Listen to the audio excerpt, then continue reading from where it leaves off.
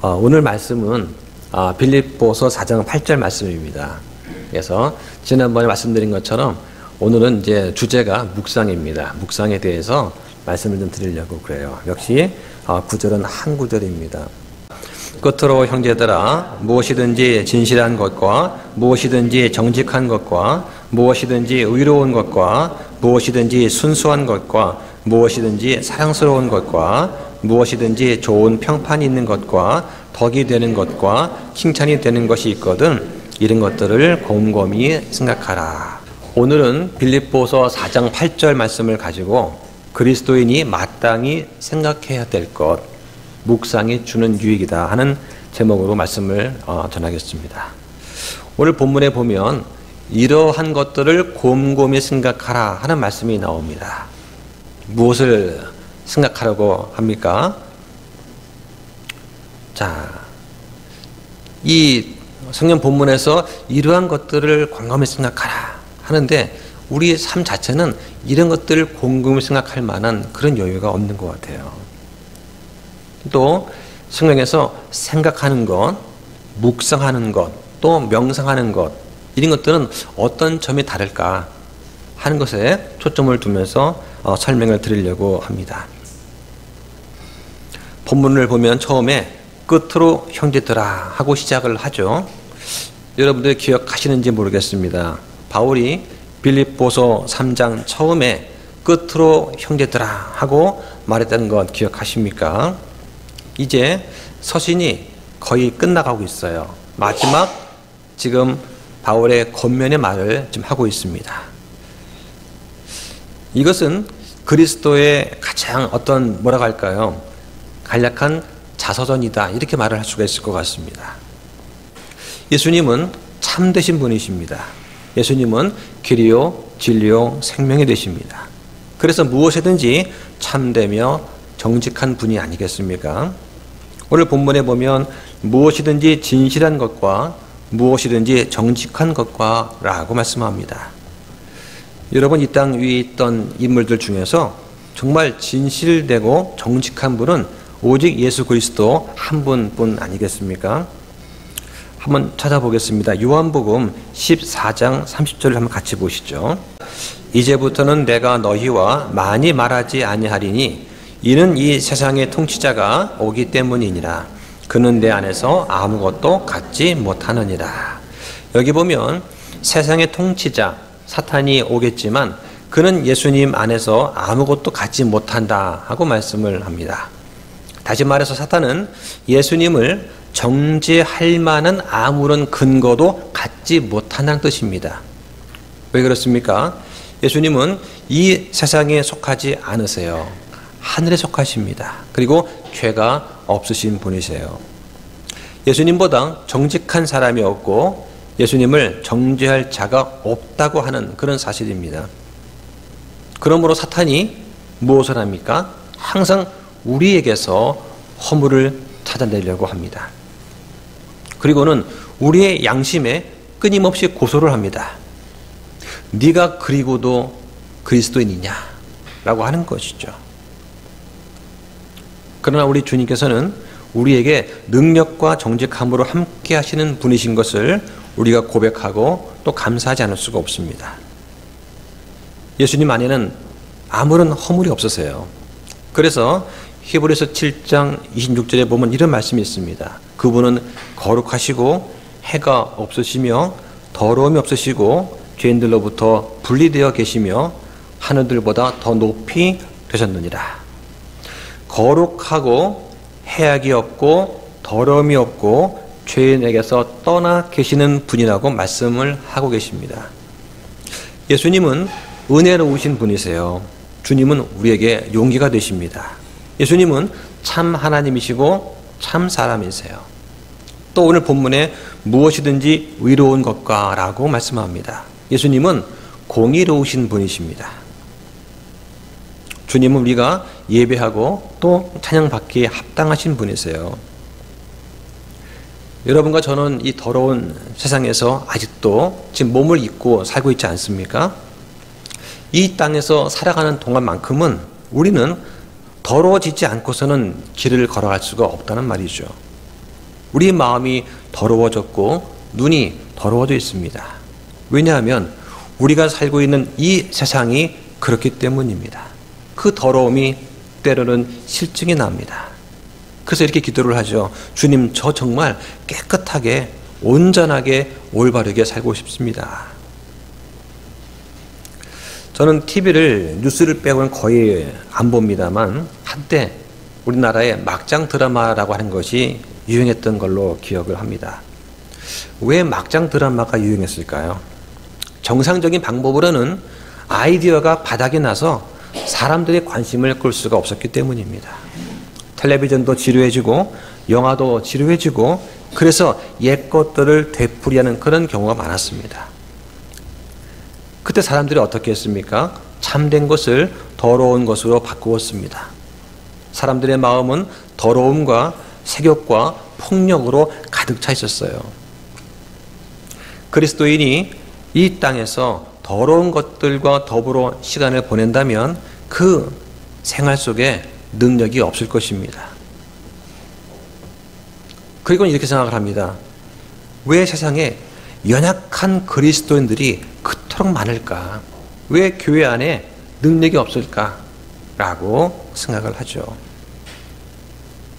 그리스도인들이 이 세상의 것들로 마음을 채우고 이 세상의 더러운 것들과 더불어 시간을 보내기 때문입니다.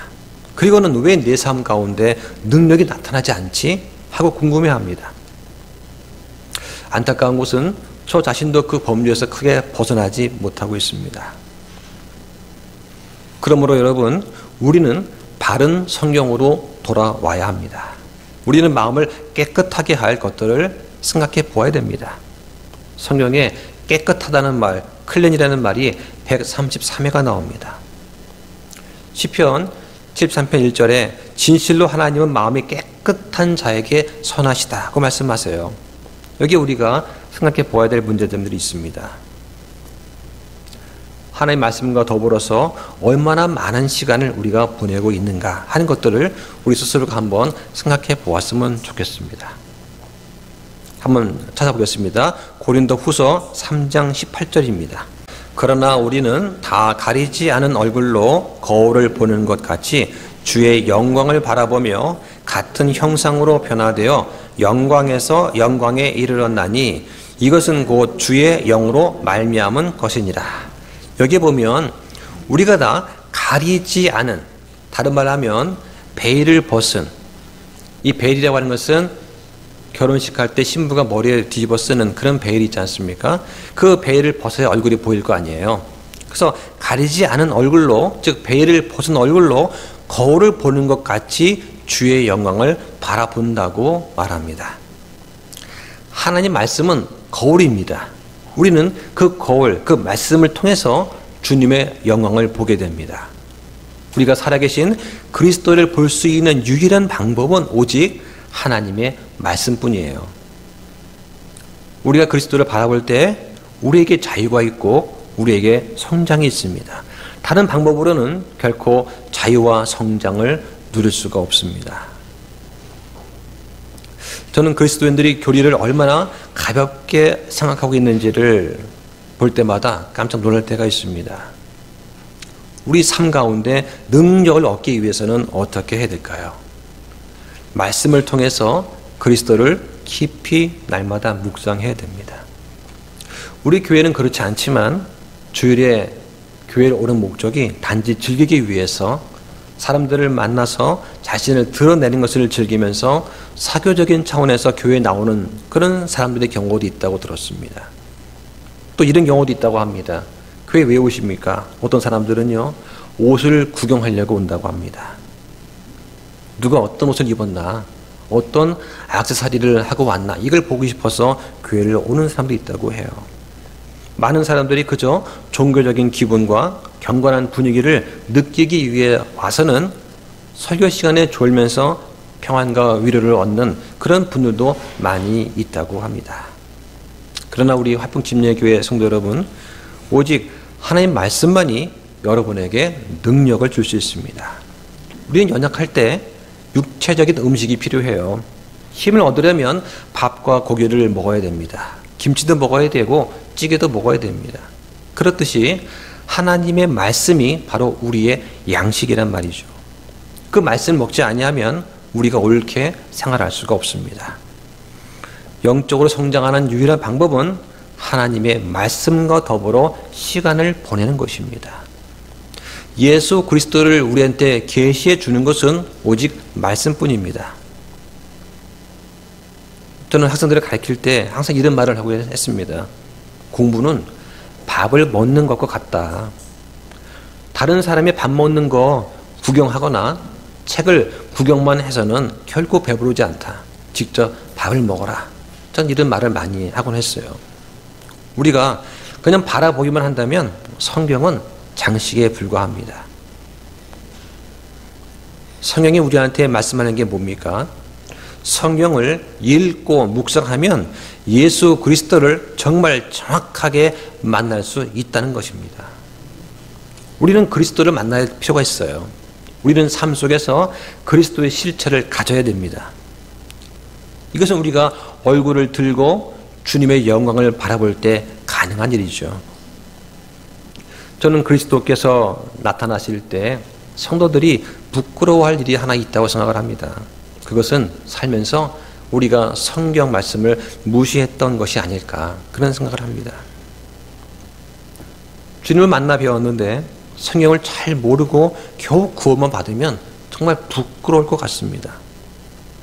저는 성경을 통해서 우리 가운데 세상을 이기는 믿음과 권능과 능력이 충만하게 임할 수 있다고 저는 믿습니다. 구원의 목적은 믿고 단지 천국 가는 것이 아닙니다. 하나님께서는 우리가 그리스도만큼 성장하기를 원하십니다. 하나님의 자녀들은 하나님 말씀을 들음으로써 살아가는 것이라고 저는 생각을 합니다. 그 말씀을 묵상할 때 능력을 힘입게 된다고 저는 믿습니다. 그럼 어떻게 해야 됩니까? 이 세상의 더러운 것과 어지러움 속에서 잠시 떠나서 하나님의 말씀을 가까이 해야만 우리가 힘을 얻고 살아갈 수 있다는 것, 다시 한번 이 시간을 통해서 강조하게 됩니다. 말씀을 통해서 우리는 주님 묵상하고 경배하고 찬양할 수가 있게 되는 것입니다. 오늘 본문 말씀을 통해서 여러분들은 무엇을 느끼셨습니까? 진실함과 정직함과 의로움과 순수함, 사랑스러움, 좋은 평판, 덕이 되고 칭찬되는 것, 이런 것들을 읽으면서 여러분 어떻습니까? 우리 자신의 삶과는 조금 거리감이 느껴지지 않습니까? 여러분 이런 것들은요, 우리가 그리스도를 알기 전에는 우리 안에 없던 것입니다. 이런 것들은 복음을 통해서 우리가 얻게 된 것이기 때문입니다. 이런 것들은 또한 내 삶을 통해서 믿음의 행위를 통해 드러나게 되는 것입니다. 오늘 본문에 생각하라 하는 말은 영어로 think라고 합니다. 다른 말로 하면 곰곰이 생각하다, 여기다, 간주하다는 뜻이에요. 이 말은 신약 성경에 42번 나오는데 그 중에서 35번이 바울 서신에 나옵니다. 바울은 이 생각하라는 이 단어를 어떨 때 썼냐면 그리스도께 사로잡힌 그 생각과 관련해서 썼습니다. 또 사도들의 사역과 관련해서 썼고요. 오늘 본문처럼 공동체 생활과 관련해서 또한 사용했습니다. 이것은 단순한 생각을 말하는 것이 아니라 행동으로 옮길 수 있는 실천적인 사고를 말하는 것이에요. 다시 말해서 공동체 속에서 어떻게 믿음의 선한 행위를 우리가 할 수 있는가에 대해서 말하는 것입니다. 이 관련해서 성경에 보면은 묵상이라는 단어가 있습니다. 성경 찾아보면 영어로 meditate 또는 meditation 해가지고 20번이 나와요. 뜻은 묵상하다 또는 명상하다는 뜻입니다. 그런데 우리한테 있어서 이 묵상이라는 단어가 그렇게 자주 이야기되는 그런 단어가 아니에요. 왜냐하면 어떤 그리스도인들은 자신들이 묵상하라는 명령을 받았다는 것을 모르고 있기 때문일 수도 있습니다.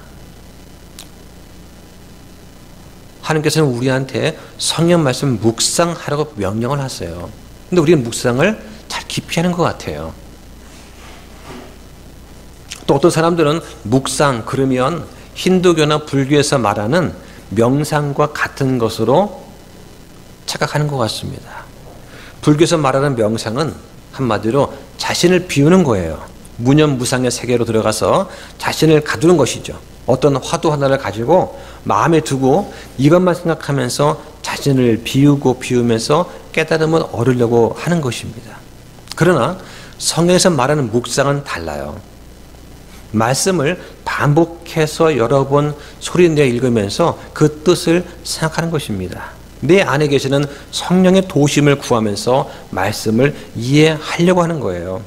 길을 걷다가 산책을 하면서 말씀을 묵상할 수도 있습니다. 하루 종일 일정한 시간을 띄워놓고 말씀을 읽으면서 기도하며 묵상할 수 있어요. 또 이해가 잘 안 되면 주석이나 경건석을 통해서 말씀을 더 도움받기도 합니다. 이렇게 묵상하는 것이 80년대 우리나라에 성경 공부의 붐이 일면서 널리 알려졌습니다. 그때 당시에 경건의 시간, 큐티라고 하죠. 이게 유행했어요. 그래서 믿음이 좋다고 하는 것은 이 경건의 시간을 얼마나 자주 갖느냐와 연관지어서 생각하기도 했습니다. 말씀을 깊이 묵상하는 것의 가치를 말하는 것입니다. 그런데 이것이 시간이 지나면서 변질되었습니다. 제대로 묵상하는 법을 알지 못한 채 성경을 아무데나 펼쳐놓고서는 그래 전후 문맥을 다 무시하고 한 대목만 있는 거죠. 그것을 자신한테 적용시키시고는 내게 주시는 하나님의 말씀이 이것이다 라고 생각을 하는 그런 풍조가 생겨났습니다. 읽다가 이해가 안 되거나 막히면 성경 교사의 도움을 받거나 관련된 주석을 보면 됩니다. 그런데 그냥 자신의 생각과 상상으로 해석해버리는 경향이 생겼습니다. 그러면서 자신만의 논리를 만들어버리는 것이죠. 그게 위험한 것입니다. 그건 그런 뜻이 아닙니다 라고 알려줘도 자신이 오랫동안 잘못 알고 적용시켜온 것들을 바꾸기란 쉽지가 않습니다. 그래서 어려움이 생기는 것을 보게 됩니다. 그래서 어떤 교회에서는 큐티 같은 것을 하지 말라고 말을 하죠. 하나님께서는 오늘 본문에서 우리에게 곰곰이 생각하라고 말씀하십니다. 그리고 묵상은 분명히 성경에서 말씀하시는 주제입니다. 성경에서 묵상이라는 단어를 어떤 때 주로 사용했는가 하면요. 창세기 보면 24장에 이삭이 저녁 때 들에서 묵상을 하는 장면이 나옵니다. 그래서 이삭이 저물 때 나가 들에서 묵상했다고 나옵니다. 또 여호수아는 밤낮으로 말씀을 묵상하라는 명령을 받았습니다. 여호수아 1장 8절에 너는 이 율법책을 내 입에서 떠나지 말게 하고 밤낮으로 그것을 묵상하라는 명령을 들었습니다. 시편에 보면 복이 있는 자는 어떤 사람입니까? 묵상하는 자입니다. 시편 1편 2절에 그는 주의 율법을 기뻐하며 그분의 율법을 밤낮으로 묵상하는도다.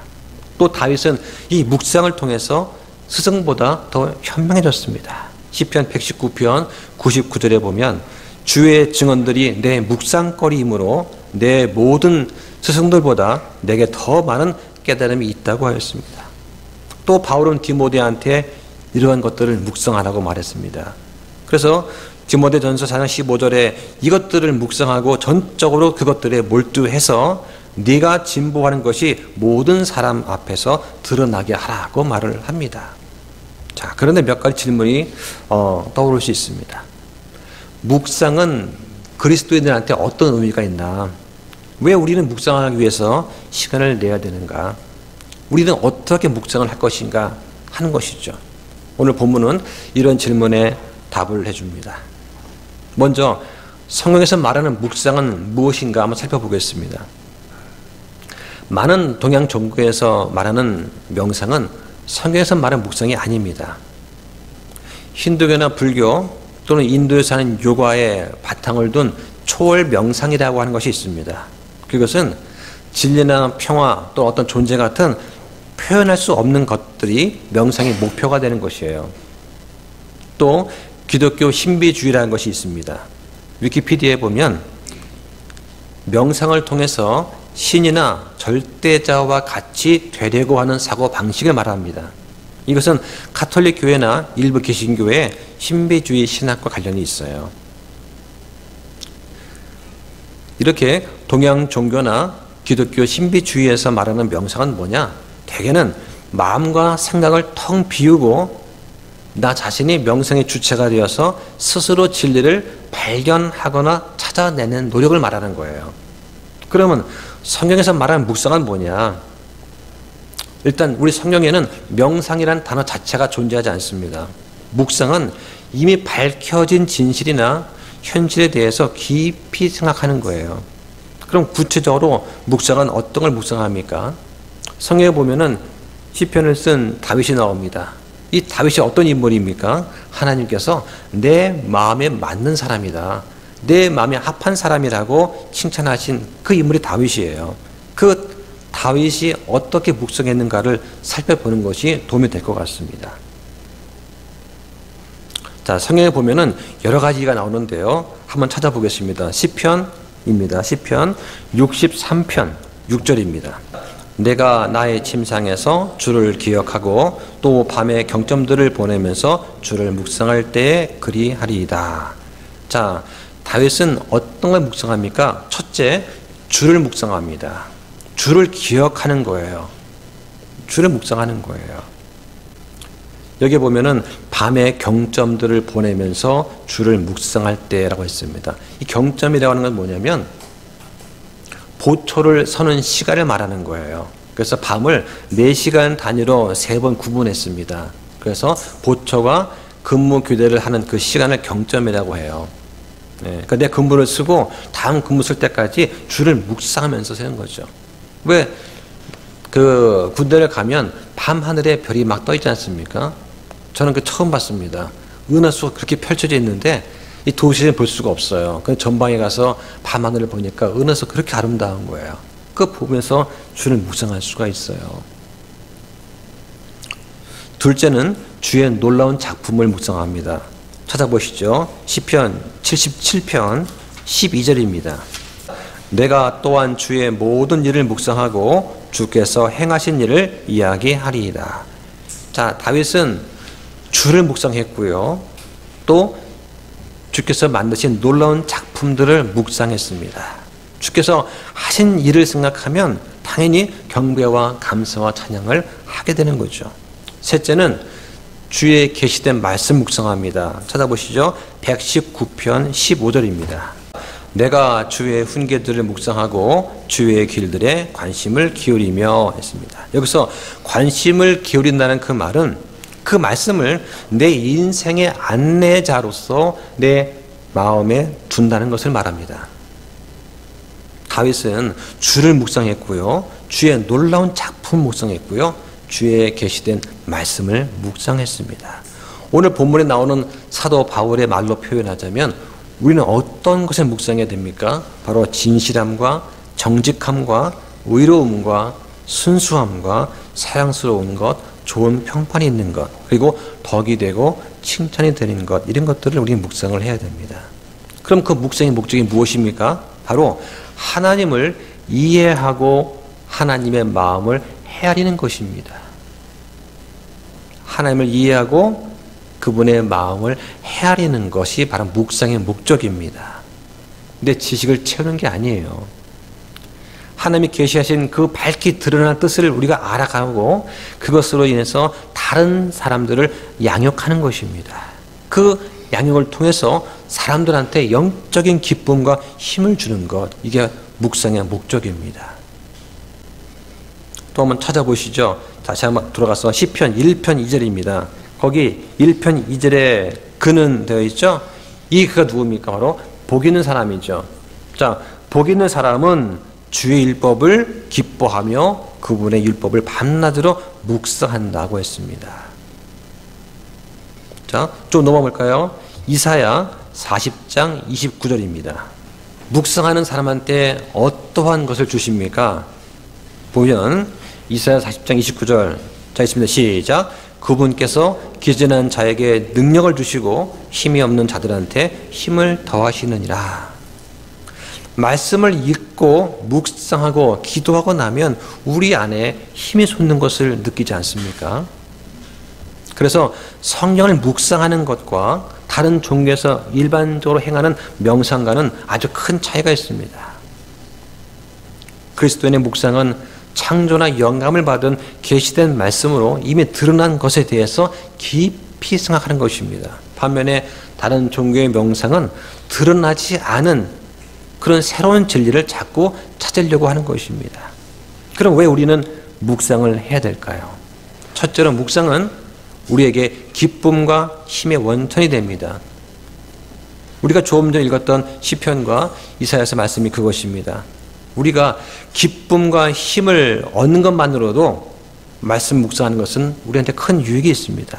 둘째로 묵상은 우리의 삶이 변화될 수 있는 중요한 부분입니다. 그리스도인의 목표가 무엇입니까? 좀 더 그리스도처럼 되는 것입니다. 한번 찾아보겠습니다. 로마서 8장 29절입니다. 하나님께서 자신이 미리 아신 자들을 또한 예정하사 자신의 아들의 형상과 같은 모습이 되게 하셨나니 이것은 그분이 많은 형제들 가운데 처음 난 자가 되게 하려 하심이니라. 자, 여기 보면 예정이 나오죠. 성경에서 말하는 예정은 이런 것입니다. 하나님께서 미리 아신 자들을 자신의 아들의 형상과 같은 모습이 되게 하시겠다는 것이 이것이 예정인 것이죠. 그래서 그리스도인의 목표는 무엇입니까? 바로 그리스도처럼 성장하는 것입니다. 그러기 위해서는 우리한테 변화가 필요합니다. 좀 넣어보시죠. 로마서 12장 2절입니다. 너희는 이 세상에 동화되지 말고 오직 너희의 생각을 새롭게 함으로 변화를 받아 하나님의 그 선하시고 받으실 만하며 완전하신 뜻이 무엇이든지 검증하도록 하라. 여기서 삶의 변화는 오직 마음을 새롭게 해야만 가능하다는 것을 주목하시기 바랍니다. 이 새롭게 하는 것은 우리가 올바른 것에 대해서 마음을 고정할 때에만 가능해요. 그럼 올바른 게 뭐냐? 바로 위에 있는 것들입니다. 이 땅에 있는 것들이 아니에요. 찾아보겠습니다. 뒤로 더 가서요. 골로새서 3장 1절입니다. 생각을 새롭게 함으로 변화를 받아야 되는데 이 새롭게 하는 것은 올바른 것에 마음을 고정해야 된다. 그러면 그 올바른 게 뭐냐? 골로새서 3장 1절 2절에 있는 말씀이죠. 자, 한번 읽어보겠습니다. 시작. 그러므로 너희가 그리스도와 함께 일으켜졌거든 위에 있는 그것들을 추구하라. 거기에는 그리스도께서 하나님 오른쪽에 앉아 계시느니라. 위에 있는 것들에 너희 애착을 두고 땅에 있는 것들에 두지 말라. 여기 있는 위에 있는 것들이 오늘 빌립보서 4장 8절에서 말씀하시는 이러한 것들입니다. 이렇게 할 때 우리의 마음이 위에 있는 것들에 고정이 될 때 우리는 어떻게 됩니까? 우리 옛사람을 다 벗어버리고 새 사람을 입는 그런 변화를 완성해 나갈 수가 있어요. 이 변화가 바로 성화입니다. 많은 사람들은 잘못된 것들을 묵상하기 때문에 넘어갑니다. 사람들은 사망과 하나님과 원수가 되는 육신의 일들을 생각을 해요. 한번 또 찾아볼까요? 로마서 8장 5절. 육신을 따르는 자들은 육신의 일들을 생각하거니와 성령을 따르는 자들은 성령의 일들을 생각하나니 육신적으로 생각하는 것은 사망이요 영적으로 생각하는 것은 생명과 화평이니라. 육신적인 생각은 하나님의 법에 복종하지 아니하며 참으로 복종할 수도 없으므로 하나님과 원수된 것이니라. 그러므로 육신 안에 있는 자들은 하나님을 기쁘게 할 수 없느니라. 육신 안에 있는 자들은 하나님을 기쁘게 할 수 없다고 분명히 말을 하고 있습니다. 한 가지 예를 들어보겠습니다. 미국의 스탠퍼드 대학교에 연구하는 팀이 연구를 했습니다. 연구 제목이 뭐냐? 우리가 보는 것이 어떤 영향을 미치는가 하는 그런 주제를 가지고 연구를 했어요. 그 논문에 따르면 여러분은 여러분이 보고 생각하는 그 자체다라고 하는 것이죠. 예를 들어서 우리가 TV를 보면 광고가 나오죠. 만약에 60초짜리 광고를 반복적으로 우리가 보게 되면 우리가 어떤 상품을 사도록 동기를 받을 수가 있어요. 그럼 만약에 60분짜리 연속극이나 드라마를 계속 반복적으로 시청하면 어떻게 될까요? 우리의 가치관과 우리의 라이프 스타일이 자체가 바뀌어버리는 것이죠. 요즘 군대나 학교에서 벌어지고 있는 군기문란이나 교권 침해 같은 것들 보면 군대에서 휴대폰을 사용하게 합니다. 기밀이 누설이 됩니다. 또 인권이라는 걸 빌미로 해서 군기가 말이 아닙니다. 학교 선생님들, 특히 이 기간제 교사들은요, 차마 입에 담지 못할 수치와 모멸을 받아가면서 근무하는 것을 뉴스를 통해 보게 됩니다. 저희 동네에 있는 학교에도 기간제 교사가 절반이나 돼요. 왜 이렇게 많을까요? 선생님 한 명 고용할 돈을 있으면은 기간제 교사를 2명을 고용할 수 있거든요. 그리고는 그 기간제 교사가 해서는 안 될 일도 다 시키는 거예요. 누가 그렇게 만들었습니까? 가장 큰 원인은 우리가 보는 것을 통해 그렇게 된 것입니다. 드라마, 영화, 코미디, 유튜브 할 것 없이 모든 것들이 악하게 흘러가고 있어요. 과연 우리는 우리 아이들을 어떻게 키워야 될까요? 하는 걱정이 안 생길 수가 없습니다.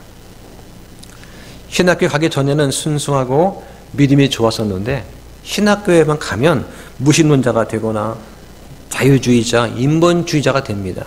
3일째 하나님 부정하고 6일 창조를 부정하고 성경에 있는 환란전 휴거를 부정하는 일이 흔합니다. 그거 왜 그렇습니까? 신학교에서 그런 걸 배우는 거예요. 그렇게 배우고 그런 거를 시험을 보고 그렇게 논문을 써야만 통과가 되어서 졸업을 하는 거죠. 이게 현실입니다. 그리스도인들이 형통케 되려면 영적인 것 또는 그리스도와 계시는 위에 있는 것들의 마음을 두어야 됩니다. 그래야지만 우리는 옛 사람을 벗어버리고 새 사람을 입을 수가 있는 것이죠. 자, 마지막으로 그런 묵상은 어떻게 해야 되는 것인가를 말씀드리겠습니다. 기억할 것은 우리의 생각은 무심코 들어오는 생각에 영향을 받는다는 것입니다. 올바른 묵상을 하려면 첫 번째는 여러분이 보고 있는 것을 잘 선택하셔야 됩니다. 여러분의 마음을 올바르고 영적인 것으로 채우시기 바랍니다. 그래서 생각을 새롭게 해야 됩니다. 그리고 변화를 받아야 됩니다. 바울이 말했듯이 무엇이든지 진실한 것, 무엇이든지 정직한 것, 무엇이든지 의로운 것, 무엇이든지 순수한 것, 무엇이든지 사랑스러운 것, 무엇이든지 좋은 평판이 있는 것, 덕이 되는 것, 칭찬이 되는 것들을 생각을 해야 됩니다. 성경은 물론이고 그 외에 경건서적이나 소설, 영화 등 무엇이든지 덕이 되고 칭찬이 되는 것들을 생각하셔야 됩니다. 덕이 된다는 말은 형제의 믿음을 세워준다는 말입니다. 우리 교회에서 성도 교대 시간에 어제 본 영화나 드라마를 얘기할 수 있습니다. 그 내용이 형제의 믿음을 세워주는 거라면 괜찮다는 겁니다. 예수님 앞에서도 할 수 있는 말이라면 괜찮다는 것입니다.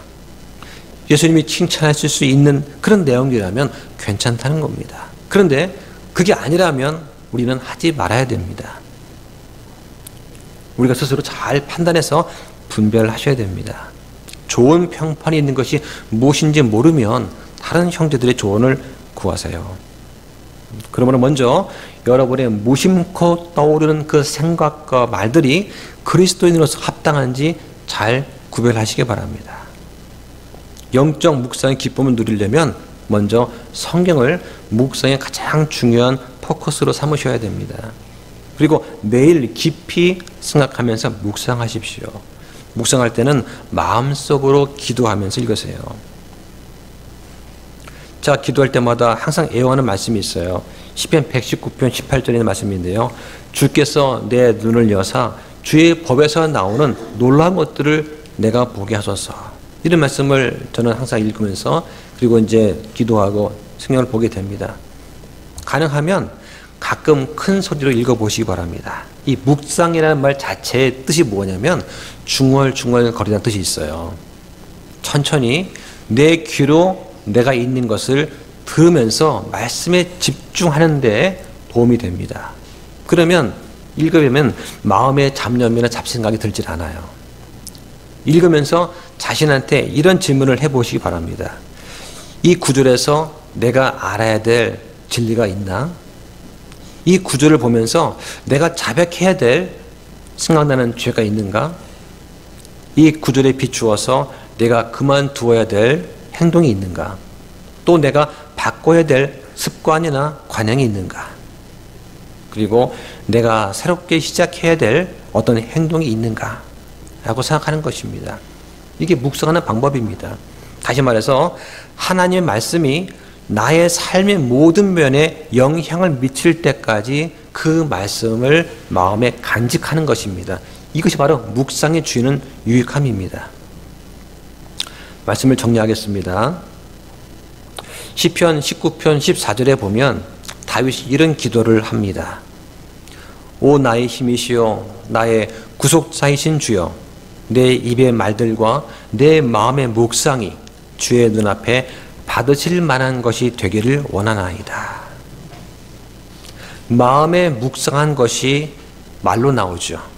그래서 묵상과 말은 기도의 다른 표현입니다. 하나님께서 본문을 통해서 우리한테 명령하시는 것이 있어요. 이런 것들을 곰곰이 생각하라고 말씀하십니다. 진실함, 정직함, 의로움, 순수함, 사랑스러움, 좋은 평판, 덕이 되고 칭찬되는 것, 이런 것들을 곰곰이 생각하는 것은 우리의 묵상을 주님이 보시기에 받으실 만한 것이 되도록 하는 중요한 수단입니다.